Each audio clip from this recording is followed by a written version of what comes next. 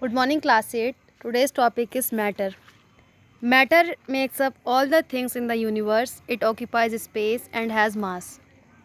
Matter is made up of tiny particles called atoms. Usually, an atom does not exist independently. Therefore, atoms combine to form molecules, and the atoms and molecules are tightly packed in solids and loosely packed in liquids and gases. These particles have random motion in gases.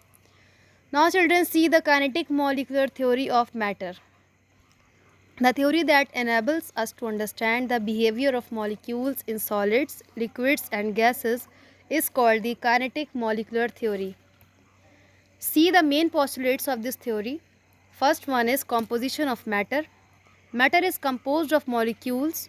The molecules of a given substance are identical in all respects. For example, all the molecules of water are identical in terms of their chemical properties. Second one is movement of molecules and their kinetic energy. Molecules in matter constantly move. Due to this movement, molecules possess energy called kinetic energy. Then intermolecular space. The empty spaces between different molecules are called interparticle or intermolecular spaces.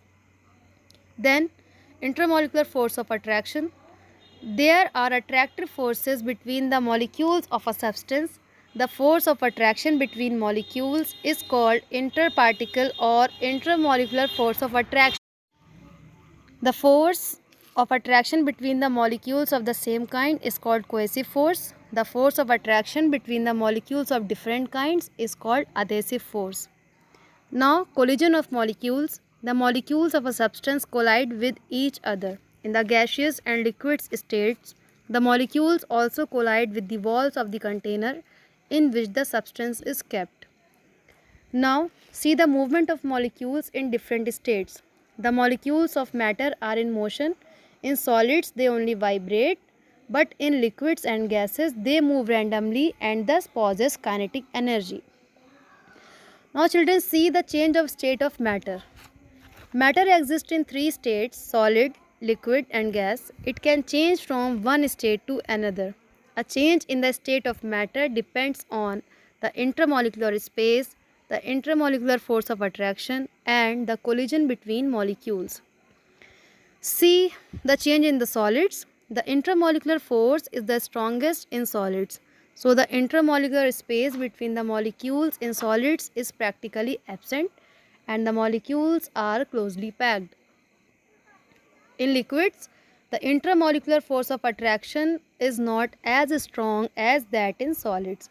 So, the intermolecular space in liquids is more than that in solids and the molecules are less closely packed. In gases, the intermolecular force of attraction is the weakest. So, the intermolecular space is the largest in comparison to liquids and solids. Now, children, see why does a change of state occur? When a solid is heated, its molecule gain kinetic energy and become very active. The molecules try to overcome the intermolecular forces of attraction, so they vibrate faster and start to move, and the intermolecular space between them increases. If the temperature continues to increase, at a certain point the intermolecular space between the molecules of the solid increases and the intermolecular forces of attraction decreases.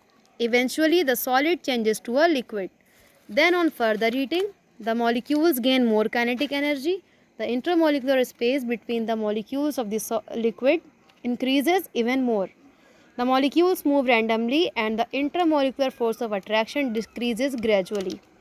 At a certain point, the intermolecular force becomes so weak that it cannot hold the molecules together and the liquid changes to a gas. Now, children, see the law of conservation of mass. This law was put forward by Antony Lavoisier. It states that matter is neither created nor destroyed during a chemical reaction. This means that there is no change in mass during a chemical reaction. In other words, the mass of the products equals the mass of the reactants in a chemical reaction. In a chemical reaction, a change in the composition of substance occurs. but there is no overall change in mass. For example, as magnesium burns in oxygen to produce magnesium oxide, the total mass of the oxygen and magnesium reacted equals the mass of the magnesium oxide produced.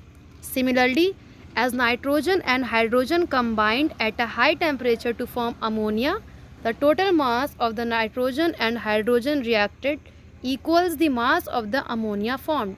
Thank you.